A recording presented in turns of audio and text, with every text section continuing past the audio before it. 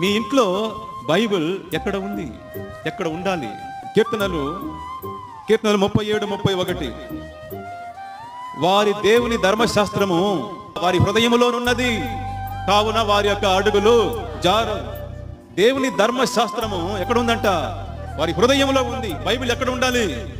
మన హృదయంలో ఉండాలి బైబిల్. బైబిల్ కానీ హృదయంలో ఉంటే అదేం చేస్తుంది? నీ శరీరం మొత్తాన్ని సరైన దారిలో నడిపిస్తుంది. నీ చేతులు సరిగ్గా పనిచేస్తుంది, నీ కాళ్ళు సరైన మార్గంలో నడుస్తుంది, నీ కళ్ళు సరైనదే చూస్తుంది, నీ చెవులు సరైనదే వింటుంది, నీ ఆలోచనలు సరైనదే ఆలోచిస్తుంది, నీ కోరికలు సరైనదే కోరుకుంటుంది. ఎందుకంటే గుండెలో ఉండేది ఏమిటి? దేవుని యొక్క వాక్యం. ఆమేన్.